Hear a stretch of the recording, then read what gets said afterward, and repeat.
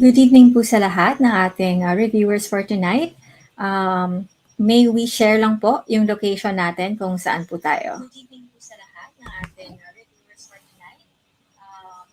May we share lang po yung... Okay.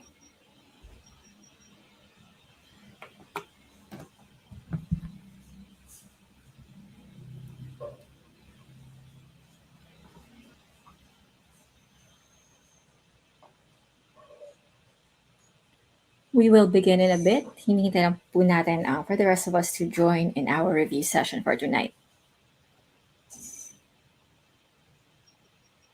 Our review is up until 9 p.m. So if you're part of our group po ng mga reviewers, then you're able to see the full video hanggang 9 p.m. po.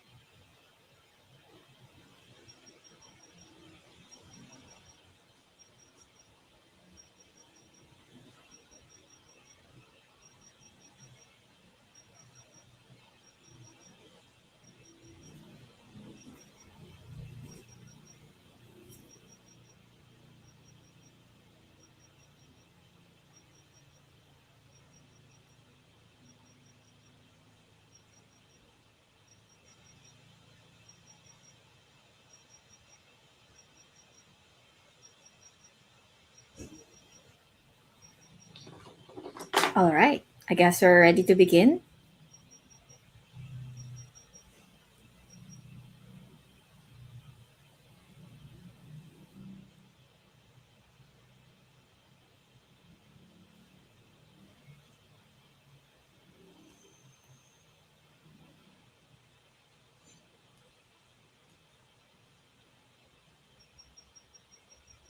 Ayan, sige.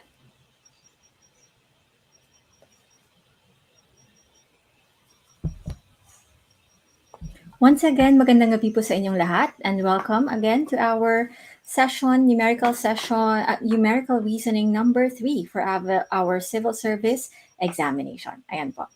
And sa mga kakajoin lang po, may we please share our location so we know where you are from at the moment, kung saan po tayo nakikireview. Sa mga from Iloilo po dyan, happy dinagyang. Hopefully you're not in an area na nagsasuffer ng signal interruption. Ano po? Ayan. So, paki-share muna ng location natin. And while we still have time, paki-like po ng ating video or paki-heart naman po ng video natin. Send stars when you can. And please do follow us in our Facebook and YouTube groups para naman po madali kayong ma-update whenever we have free reviews or when we have any information and announcements about the examination. So for the examinations po, sometimes you're not just talking about the reviews, but also important updates about what would happen in the civil service exam or in the licensure examination. So this series here that we have tonight is part of our civil service examination review. However, sa mga kukuha po ng LET, you don't have to worry because yung mga items po sa civil service examination review ay applicable po talaga doon sa may Gen Ed part ng ating licensure examination for teachers. Ayan, so while we are continuously sharing our items, just a brief introduction, ako po si Coach Faye. I have been with various institutions here in Western Visayas and I have some background po in mathematics. So kaya po yung major po natin dito mathematics po. I'd like to share also po a little bit of my experience in Gurong Pinoy. I have been part of Gurong Pinoy for the past few years now as a reviewer, but I'd like to share that I was also naging naging reviewee din po ako. So, Gurong Pinoy really helped me review for my licensure examination for teachers. Kasi hindi po ako education major. It took a while for me to take my test. So, matagal po bago ko nakuha. And malaking tulong po talaga when you review your items in institutions or yung mga kagaya po ng Gurong Pinoy na marami na po, malaki na po yung, malawak na po yung experience nila in reviewing, and marami na po yung natutulungan ng mga people who are trying to really hit the mark and trying to pass the examinations. Another hint for you is that whenever you try to enroll yourself in review centers like Gurong Pinoy, you will have access to various items, various sample test items, and various items that have been used in the previous years kasi po minsan inuulit din po yung mga items na yan. So when you join review centers like Gurong Pinoy, you will have various opportunities and you will have the chance talaga, very big chance of passing. So Gurong Pinoy has a really high passing rate sa lahat-lahat ng mga natutulungan nito, and it's online, so you could practically do it from anywhere in the country or even in the world. So without further ado, let us begin our review for tonight. Please prepare your scratch papers and your writing implements. I would highly recommend for you to try to work as if set up nyo na parang actual examination. So use a blank piece of bond paper perhaps, and then pencils na maybe yung gusto nyong gamitin during the actual exam, and sit in a position na parang you're sitting inside an examination room para po you're getting the hang of preparing for the examination. And of course, wala pong calculators sa ating examinations. So please practice doing it without them. Ayan. So, ayan, we have so many people from various areas: Agusan, Makati, Kalinga, Catanduanes. Ayan. So for those who have queries about the package, please refer to our Facebook page, and nandun po yung mga details natin. Right. So for the following items, please solve the problems and choose the number corresponding to the correct answer. If you've been part po of our civil service examination review group, you should have had a copy already, advanced copy of tonight's questions. Ayan. Very first item po natin. Find the sum of the following.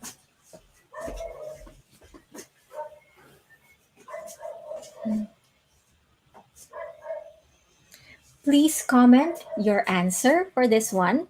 Yung i-comment po natin is yung choice natin, 1, 2, 3, or 4. Hindi po yung full numerical answer ha.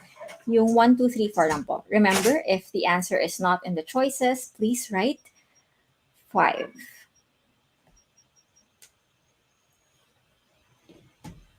Okay, let's have a little bit more time for the others na makapag-share naman ng kanilang answer. But I'm seeing a few correct answers already. Right?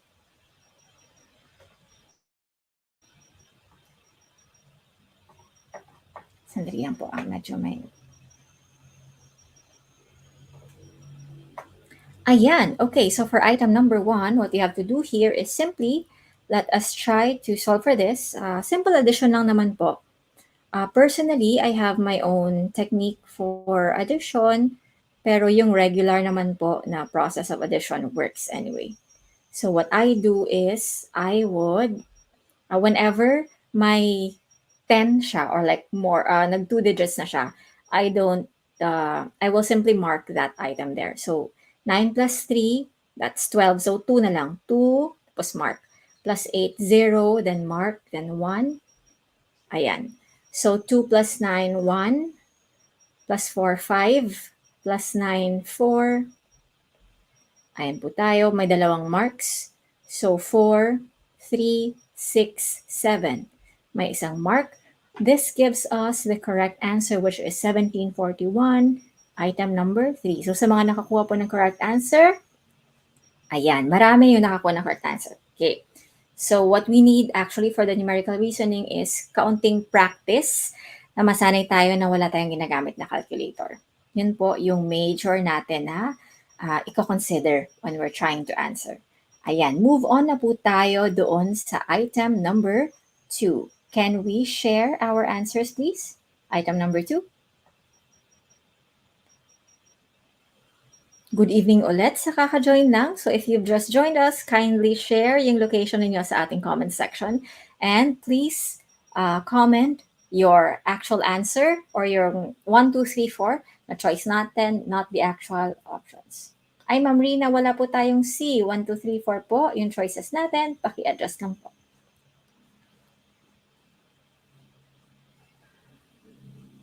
Okay, I am seeing medyo, iba-iba po yung answers natin. So, baka pwede nating ma-reconsider. Tingnan po nating mabuti bakit medyo magkaiba ang answer natin.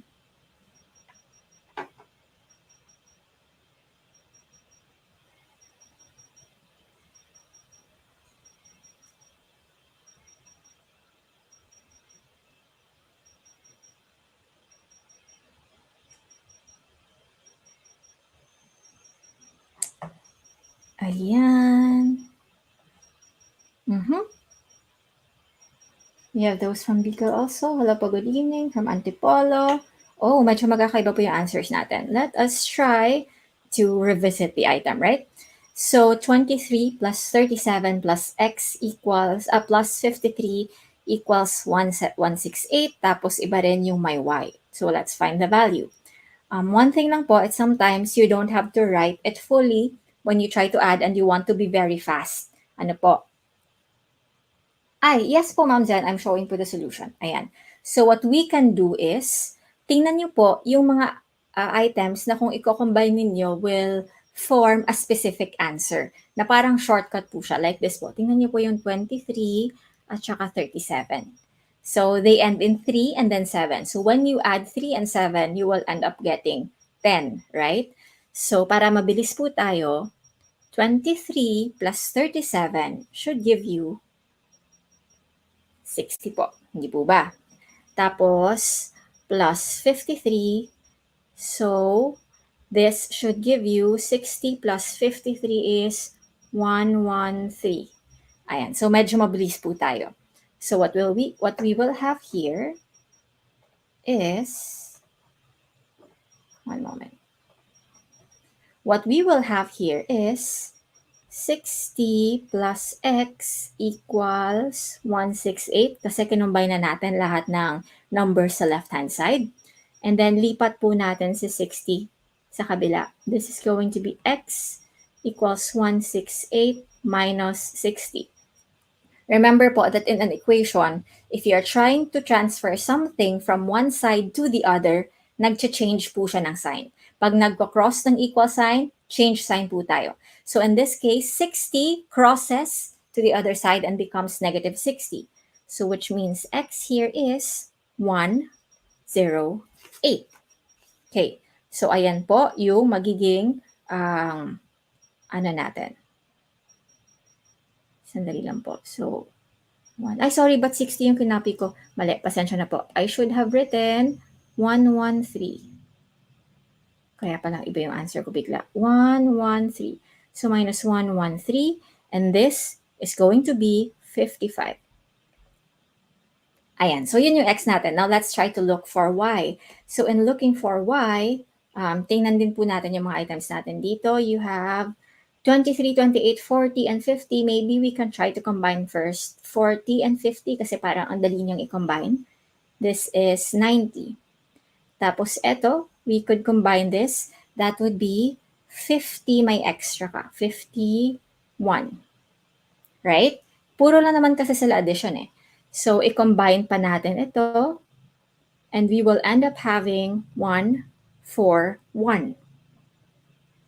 So, it means that in your left-hand side, what you will get is 1, 4, 1 minus y equals 120. May naghahanap ng 53. Saan po napunta si 53? Itong 53 po, kinumbine natin kay 60, kaya naging 113. Ayan. Anyway, let's continue on. So, ayan na siya. What we will do here is, So what we will do here is we transfer from one side to the other. Pwedeng si y, yung i-transfer natin, pwedeng si 1 for 1. So, kunwari si 1 for 1 yung tinransfer natin. So, if 1 for 1 travels to the other side, it will have to change sign. Di po ba? So minus 141. This should give us 120 minus 141. You just subtract larger number minus the smaller number. So that is 21. Then copy the sign of the larger number. Saan kinuha yung 168? Yung 168 po ay given dito. Ayan, given siya sa may equation. Okay, sige. So we now have values, ano? Ay, negative po si y. Kailangan natin siyang i-change. So y is equal to 21. Change signs both. So we now have your x and your y. So question is, ano ba yung hinahanap natin? What is x minus y? So x minus y, that is, ito po, this is, sulat ko na lang dito, 55 minus 21, which is 30. 4, which is, asan siya? Ayun. Okay, so item number 1 po yung answer natin. So this one is not too complicated na item kasi it just so happened na almost everything is addition. Alam niyo naman po yung rules natin sa addition, pwede po tayong mag-transfer from any side. Pwede po tayong mag-alter po ng kung sino po yung uunahin mo, it doesn't really matter sa addition. Basta all of them is addition. Ayan. So may question, pwede po bang negative si variable? As long as it's not yet the final answer, wala pong problema. So may alternative po tayo na solution dito sa ayaw talaga mag-negative yung variable kasi pwede po yun. Ako personally, I don't like that to happen. So what we can do here is, let me transfer that here. Alternative solution, 141 minus y equals 120. What I would personally do in this situation is, si y ililipat ko sa right side kasi ayaw ko rin po na nagkaka-negative yung variable. So lipat ko si y sa right side, tapos si 120, lipat ko rin sa left. So what I would have actually is 140 minus 120 equals y. So I swapped the position of y and y20, 120. So nag-swap din po yung signs kasi nag-cross sila sa equal sign. I will still get a y value which is 21. So as you can see, for as long as you don't violate any rules in algebra, kahit ano pa po yung process ninyo, kahit hindi nyo po inuna yung inuuna ng iba, basta wala po kayong na-violate na rules, you would still arrive to the same correct answer, which in this case is item number 1. Do we have any more questions and clarifications from our reviewers? Ayan. So good evening po sa kaka-join. Sorry, 141. Pasensya na po. May nag-point out po dito na may typo ako dito. Ayan, 141. Sige, salamat po, Miss Carla. Okay, so let's transfer now to the other item. Ayan, so let's try item number 3.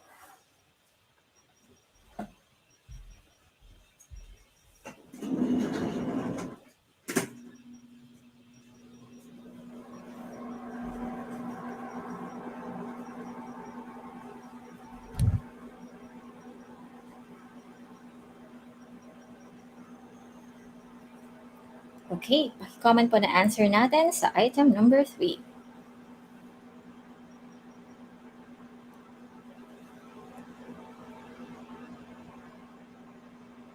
Good evening po ulit sa lahat. Makaka-join po, paki-add lang ng location ninyo. Ayan. So yung math po, it's not difficult in the sense na impossible siya. Yung kailangan po natin sa math talaga ay practice. Kapag nasanay na po kayo in doing lots of exercise and mathematics, then it becomes easier. Lalo po siyang mahirap kapag matagal na kayong hindi nakakapag-math, right? So yung mga fresh grad po na kumukuha ng civil service examination, advantage po yun sa kanila kasi fresh pa yung information. So okay lang kapag nahihirapan tayo, it doesn't mean na hindi tayo matalino. It just means that when you're not practicing something for a very long time, normal lang po na mahirapan tayo sa mga bagay-bagay kapag hindi na natin siya masyadong ginagawa, right? So, ayan. Item number 3, let us evaluate this one. So, evaluate 16 minus ganito. So, we are following the PEMDAS rule, which is everything in the innermost parenthesis. So, in this case, we have to do this one first. 24 minus 8 is 16. Next, nakalabas na tayo sa parentheses, so everything is on the same level, right? So nasa same level set na sila ng parentheses, we now start following the PEMDAS rule. Tapos na tayo sa parentheses, walang exponent. Next is multiplication or division, whichever comes first. In this case, meron tayong multiplication, so let's do that. So we have 22 times 8, so that's going to be 1, 7, 6, kasi 16 tsaka 16. Ayan, so that's 176. I'd like to rewrite everything para I could see them properly. Ang mangyayari dito is 16 minus plus minus 8. So as you can see, everything is on the same level. So we could practically do anything na. Kahit saan na po tayo mag-umpisa, okay na po yun. Kasi in PEMDAS, addition and subtraction are actually on the same level. Sulat ko lang po ha. PEMDAS. Para sa mga hindi po nakapag-join ng past reviews natin, parentheses, exponent, yung M and D, multiplication and division, they are of the same level. So, hindi po ibig sabihin na you always do multiplication first. Hindi po ganon. Multiplication and division are on the same level. So, kung sino yung naunang mag-appear, yun po yung uunahin natin. Kahit nauna pa si division kay multiplication. Or kahit, ang tawag dito, kahit may item dyan na 4 divided by 2 times 3, you don't do 2 times 3 first. So, M and D are on the same level. So, you will do division first. Kasi among the two, siya po yung unang nag-appear. In the same level, addition and subtraction are also pareho rin po. So, left to right po tayo. Pero, kung special items like MD and AS, whichever comes first, left to right po tayo. Hindi siya na M always before D. Okay? So, let's continue on. What we can do here is try to simplify things a little bit. We have a 16 minus 16 here. So we could practically cancel that out kasi magiging 0 siya. So we are left with 176 minus 8, which is of course, ayan, 168. It's good to know that so many of us were able to answer the correct number. Ayan. Sige, kaunting practice lang po. The more we join our reviews, the better we become in our problem solving. Ayan po. So, natural lang po na medyo mahirapan tayo. Hindi po ibig sabihin na hindi tayo marunong talaga. It just means na medyo kulang lang tayo sa practice. That's why we do our reviews para po makapag-practice tayo. Ayan. Let's try item number 4.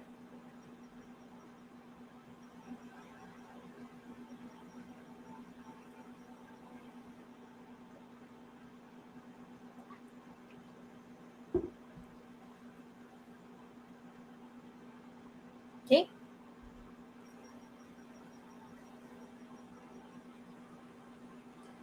A little hint, paki-recall po ng ating rules whenever we are trying to do our, whenever we're trying to do our percentage, right? Percent, base, and rate. Okay, if you cannot remember, ito po siya, ano? Meron natin triangle ko lang. Triangle dyan. Ayan. So if you recall, you have your here. Pag sinabi pong base, yun yung original value. Meron po tayong rate, yan yung mga 20%, 0.25, or 1/4, mga ganyan po. And then yung percentage, which is the small portion, P for portion, percentage, portion of your base. So that's P, portion of your base. So ano po yung hinahanap natin for item number 4? Okay, I think we are seeing a lot of the correct answers. Ayan, sa mga, wala po tayong letter choice ha. Our choice is 1, 2, 3, 4 po. Hindi po A, B, C, D. Ayan, so please type. Wag po yung number na 57, 52, 54, but yung choice natin if either 1, 2, 3, or 4. Sanayin po natin yung subs natin kasi ganyan po nag-a-appear yung choices sa civil service examination. Ano po? Para hindi ko tayo mahirapan mag-shade. Okay, so item number 4. What we will do here is we are looking for, let's identify the parts. 25%. Pag may nakita kayong percent na ganyan, o pag fraction form siya, or pag naka-decimal form siya, chances are it's your rate. Hindi po ba? Tapos, of 228. Of 228, that gives you an idea that it's your base. So this is your base, original value. So we are looking for the small portion, P, of your base. So P is going to be, looking at the equation, base and rate are side by side. So PR tayo. BR. Ayan. So meron tayong base is 228. So times the rate, which is 0.25. Mind you, meron pong shortcut ito. In the sense na, yung 25% po is the same as 1/4. So rather than multiplying 228 by 0.25, that can be a little bit time consuming. What I would personally do is just divide 228 by 4, right? And this should give me an answer of 22, 5, 28, 7. Ayan, 57. So the correct answer here is indeed item number 2. Ayan, congratulations. Ang dami rin po nakakuha ng correct answer in the item. Sige po. So that's great.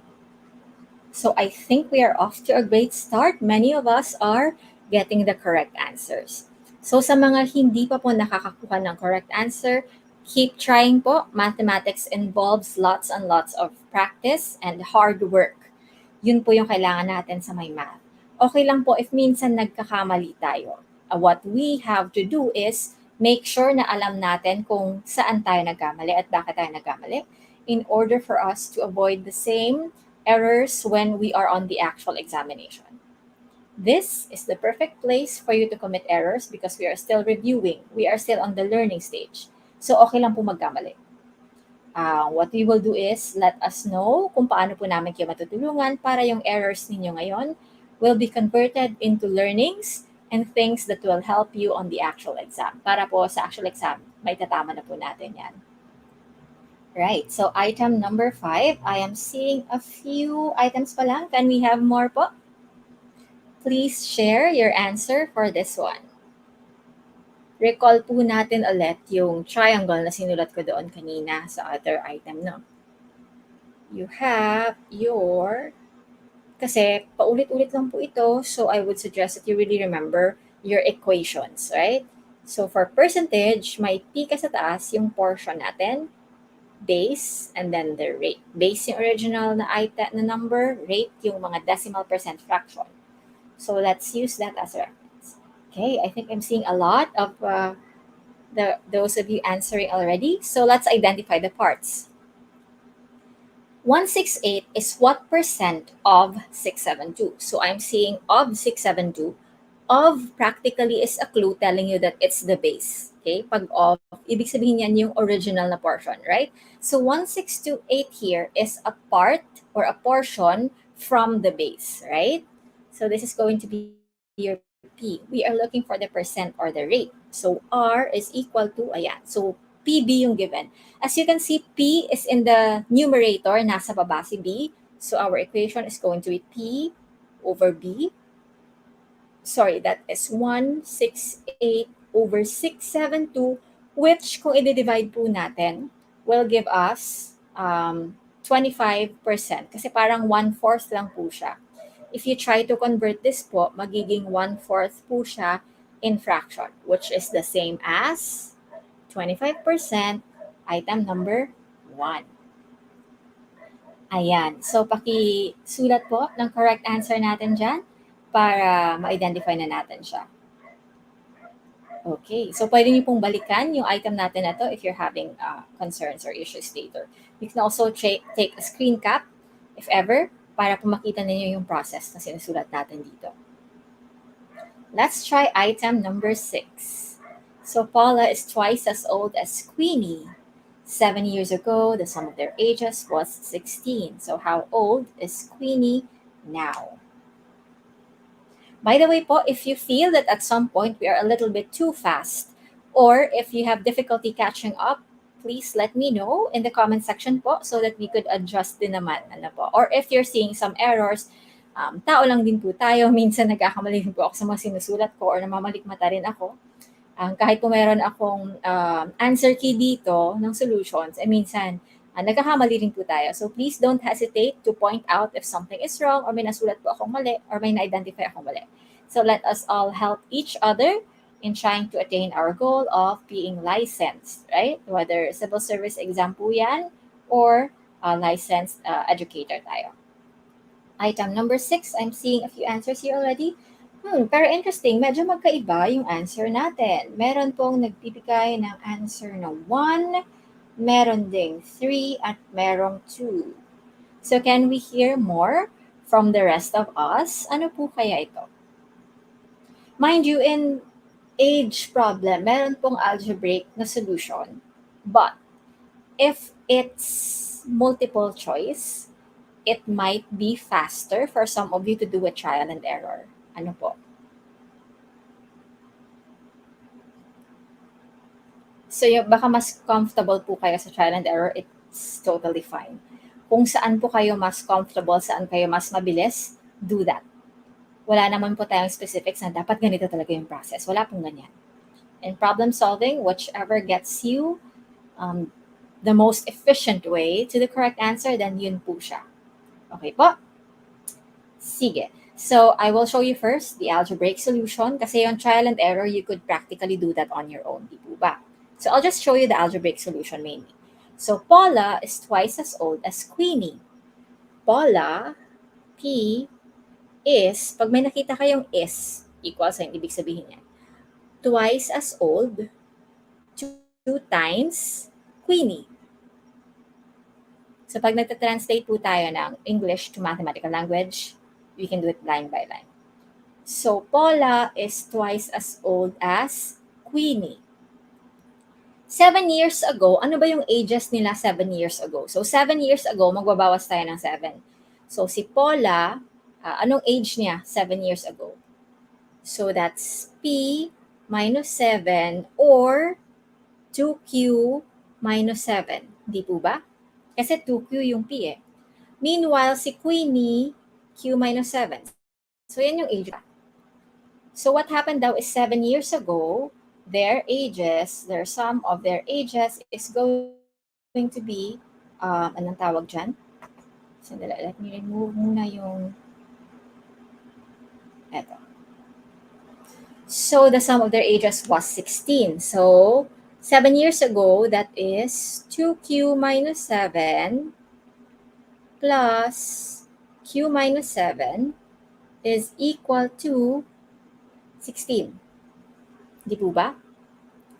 So that means we would end up having, we remove the parentheses and we combine like terms. Lahat ng Q, that's 3Q. Lahat ng walang variable, negative 7 minus 14, this is 16. Very, very interesting. Now, lipat po natin yung 14 sa right side. Kasi po, isolo natin si variable sa isang side. So what we have here is 3Q equals 16 plus 14 or 3Q equals 30. So ano po si Q? Q is going to be 30 divided by 3, 10. So interestingly, marami po yung nag-answer ng 1.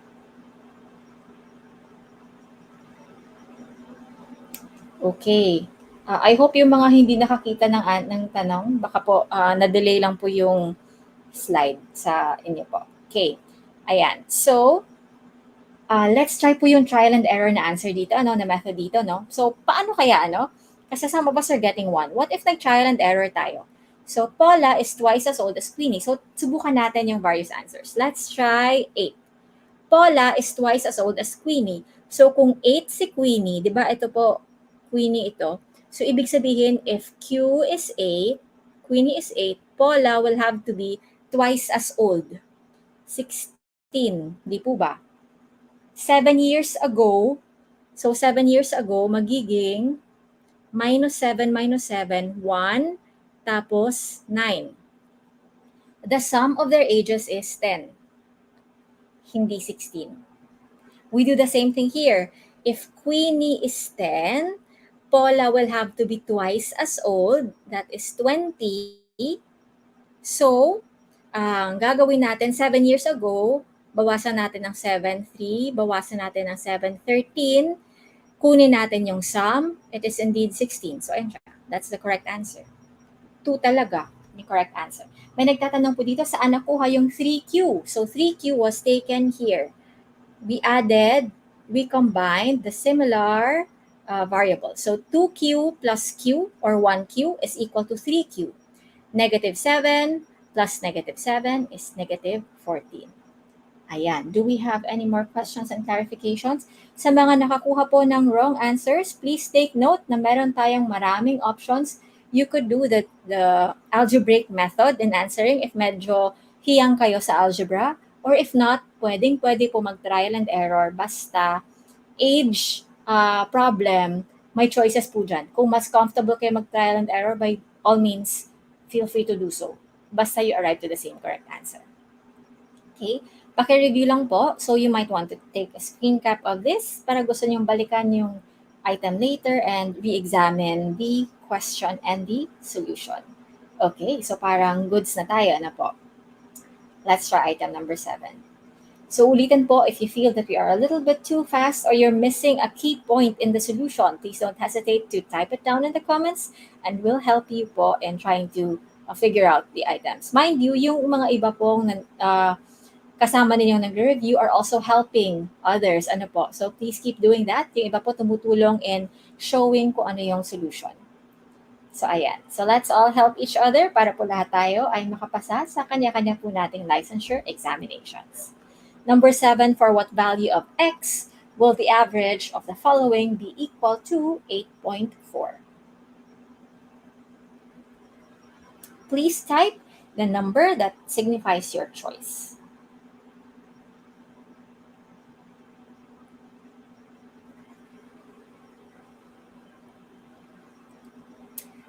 Yes, Ma'am Lovely, a little bit confusing po yung age problem.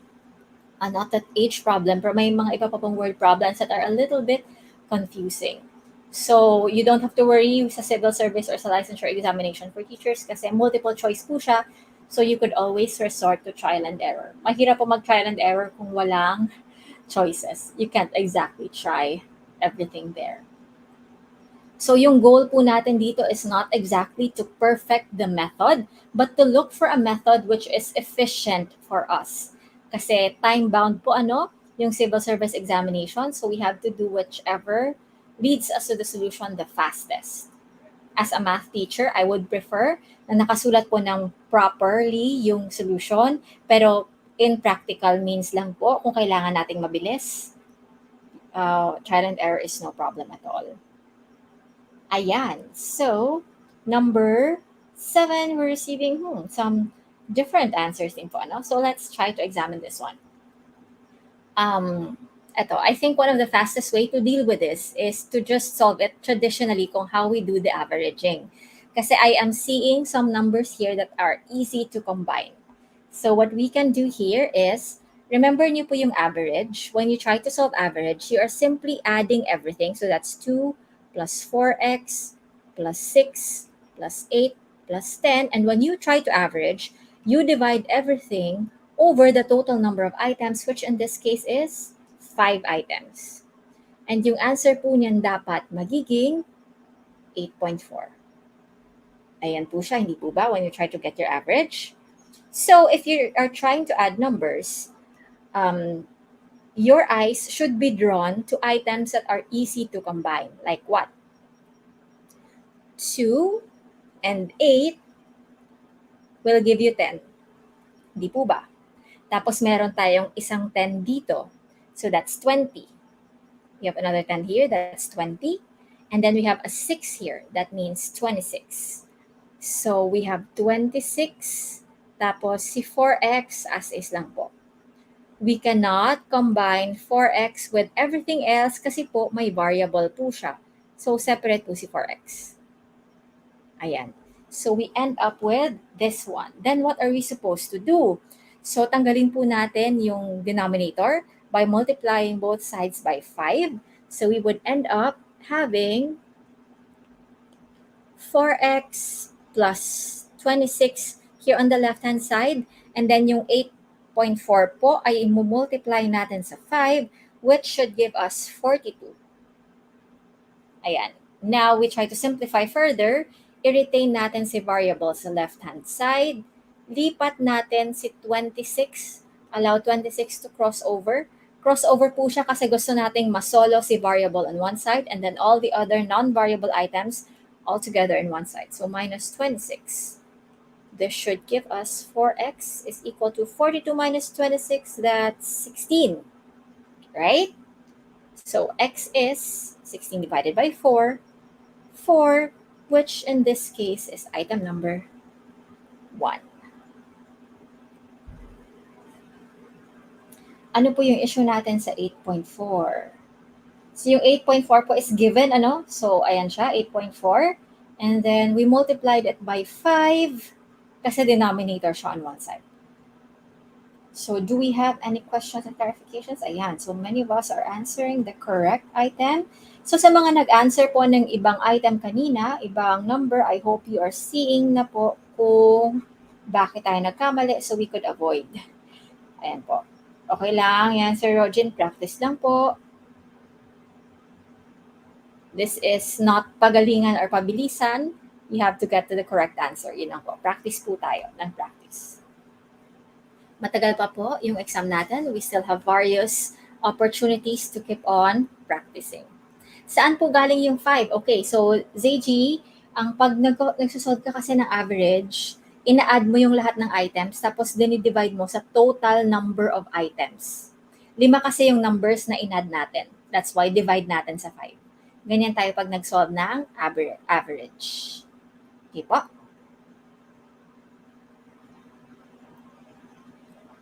And sa mga naghahanap ng 8.4, given po siya. Ayan po. Number 8 na po tayo.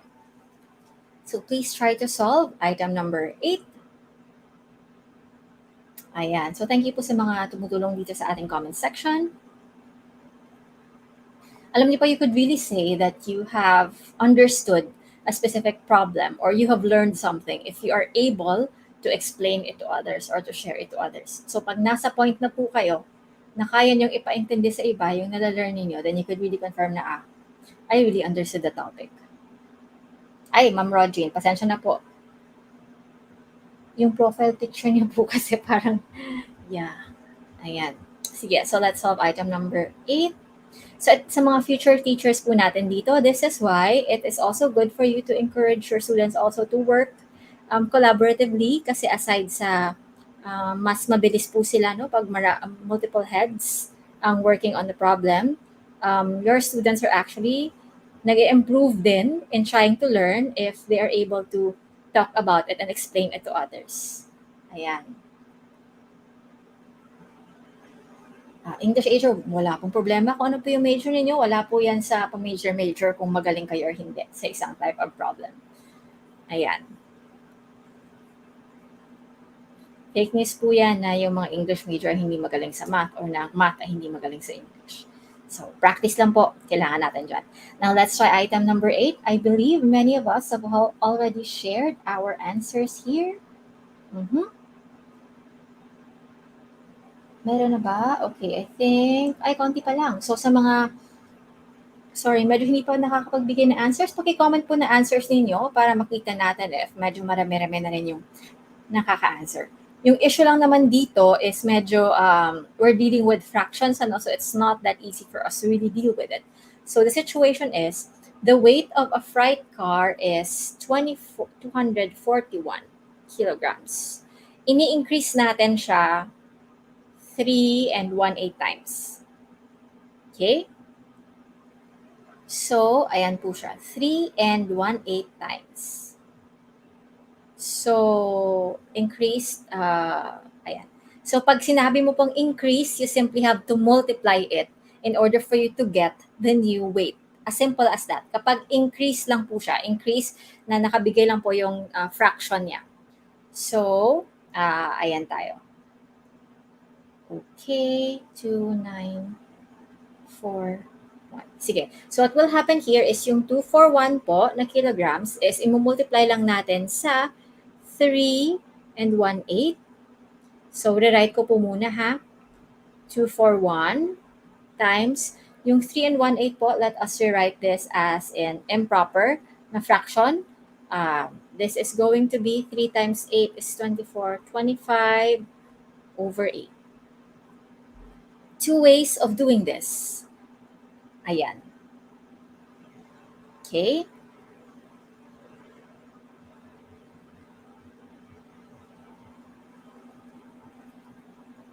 Sige. So what will be the answer here? The answer here, pag you're going to multiply it pa lang po, you will be having an answer which is, if you multiply that to 25 over 8, the answer is going to be 753 over 1/8. But is that the answer that we're looking for? Kasi, nag-e-increase ka ng 3 and 1/8 times when fully loaded. You are increasing by 3 and 1/8 times when fully loaded. So mag-e-increase po tayo, magdadagdag po tayo. Ano po? So 241, dadagdagan po natin ng 3 and 1/8 times. So our answer here would be, i-add po natin siya. Yung 3 and 1/8 times, that is 753 and 1/8, i-add po natin sa original. That should give you 994 and 1/8 kilograms, which is item number 3 po tayo. Increases. 3 and 1/8 times. Increases So magdadagdag pa po tayo. So the correct answer here should be 3. Yung 753 and 1/8, yung idadagdag pa lang natin sa original. Hindi pa yon yung final na full load. Okay po? So kung gusto niyo yung final, yung weight ng car lang mismo plus yung increase. Put it together and you would be getting 994 and 1/8. Ayan. Let's try to take a look at item number 9. What is 1/4 in decimal? So sana medyo mabilis tayo dito, ano? So could we see your comments, please, of your correct answer for item number 9?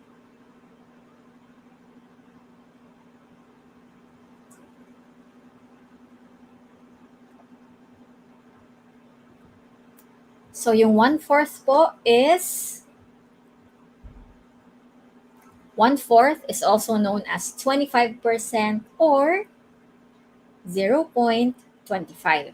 If you would like to find out paano nakukuha yung 0.25, you simply have to express this decimal, this fraction into decimal. So that is 1 divided by 4. Di po ba? So decimal tayo dito. Ayan. So 10 divided by 4 is 2. 2 times 4 is 8. So may 2 ka dyan. Dagdag pa tayo ulit ng 0. 20 divided by 4, 5. Ayan. So that is your how to convert your fraction to decimal po. But this one, hopefully hindi nyo na kailangang isolve. Dapat medyo mabilis tayo sa mga specific conversions like 1/4 is 0.25. 1/2 is 0.5. Right? 3/4 is 0.75. Yung mga medyo common po na mga fractions, hopefully mabilis din tayo mag-convert in their decimal form. Let's try item number 10. How many liters will remain if a 1,000 liter storage tank kung 8.2% ng liquid ay nag-evaporate? 8.2 po yung nag-evaporate, ilan yung natira?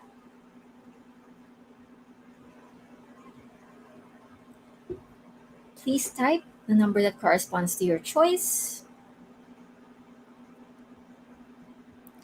Ma'am Rebecca, yung 1/5 po ay 20%. Baka typo lang po yung nasulat ninyo. 1/5 is not 0.25. That should be 1/4.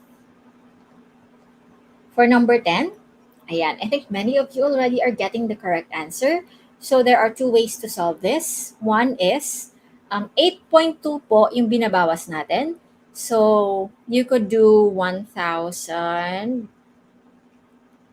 times 8.2% is 0.082,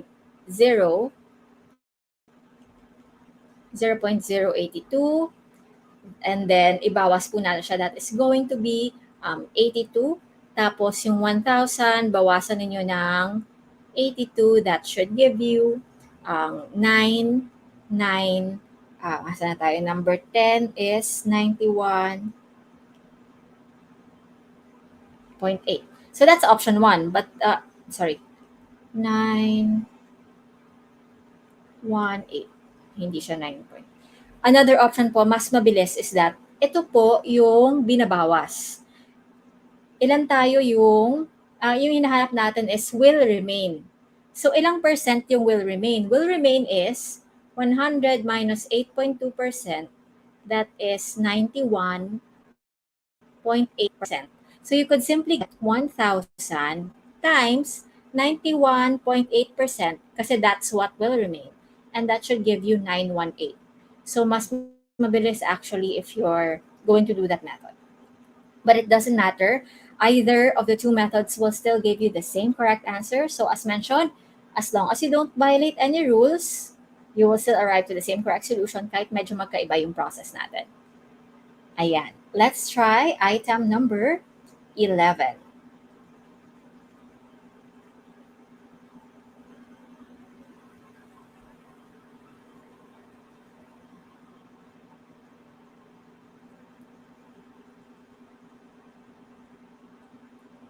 Ayan. Okay po, Ma'am Rebecca. Wala pang problema. So careful po tayo when we're actually shading our items during the civil service examination.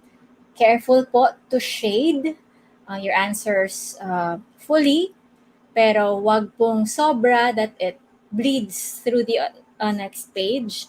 Tapos when you're trying to erase your answer, please also do it fully. It would be best if hindi na po kayo nag-change ng answer. Kung ano po yung answer ninyo, final na po siya.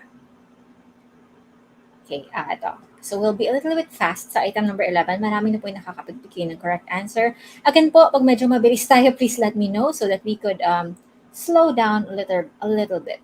If you have any questions and clarifications, please ask po para matulungan natin kayo. Ayan. So what happens here is 2.12 times 10 to the 6th power. So what we're doing here is we're actually moving 2.12 6 decimal places to the right. Di po ba? So may dalawa na po kayong decimal dito. So what we will do now is 6 places minus 2 decimal places. Dagdag tayo ng 4 na 0. It helps po if you will put commas or space to really differentiate para mas madali pong makita kung asan yung correct answer, which is item number 2. Ayan.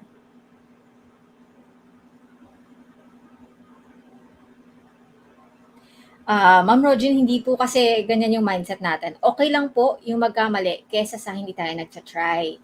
So if ever you, try po tayo. Wala naman po magja-judge kung mali yung answer ninyo. What's important is you're really trying to solve. Yung math kasi, hindi natin siya nakukuha by just looking or observing how it's done. You really have to try it for yourself. Mahirap po kasi siyang i-learn kapag nakikinig lang tayo. So kahit nagkakamali po minsan, just try to do actual solving. Kasi po eventually nag-i-improve po talaga kayo niyan. Pero wala pong improvement if nag-listen lang tayo or nanonood lang tayo ng mga videos or even sitting in the classroom if you're not practicing it. Ayan. Kasi mathematics is a skill-based na subject, so kailangan siyang pinapractice. Hindi po siya unlike, for example, you would study history or even some items in English na you could simply read or even memorize. You really have to practice it. Parang baking din yan eh. You can't just read the instructions to become a good baker. You really have to practice. Ano po? Para ma-improve natin siya.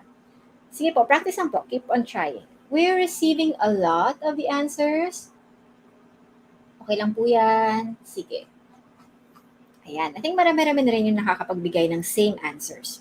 So what will happen here is 50 out of 700 examinees passed. So context clues po, yung hinahanap natin dito is past. Tapos yung given, past din. So we could immediately proceed to solving, hindi po ba? So if you recall, out of 700, so this is going to be your base.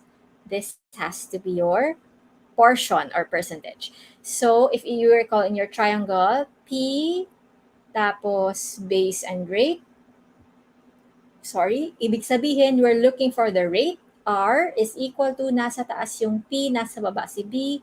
So percentage over base, that's 560 over 700. Some of you might think there are a couple of ways to solve this. You could divide 560 divided by 700, or another method is divide both sides by 7. Pwede rin po yan. Bakit ko ginawa ito? So that I will get 80 over 100, which is already the same as 80% na hinahanap natin. Or, another method is directly do 560 divided by 700, which should give you 0.8, gaya po na sinulat ni Ma'am Mildred dito. Tapos mag-multiply lang tayo ng 100%, still gives you 80%. Ayan, so it doesn't matter which method you use, as long as you don't violate any rules po, then the correct answer should be 80%, item number 3. Ayan, I think many of you already were able to get yung ang 7. Saan ko po personally kinuha yung 7? Kasi yung denominator ko dito is 700. Gusto ko siyang gawing 100. So I divided it by 7. If you're a little bit too confused of that method, Ma'am Joyce, gawin niyo po yung method dito sa baba. Mag-direct division na lang po kayo. Pwede rin po yan. I was just showing an alternative solution. Okay? So sometimes you're showing multiple solutions. You don't have to learn all of them.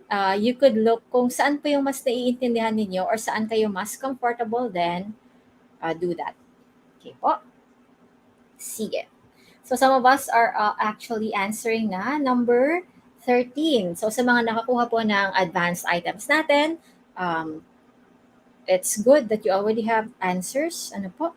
So please post your answers here. Ano po yung 3/4 divided by 1/8? Can we receive more answers? Especially po sa mga medyo hindi nakakuha ng, hindi po member ng group natin, ano? Kasi I'm still receiving just a few answers pa lang for now. I'd like to receive more from you. Ayan po.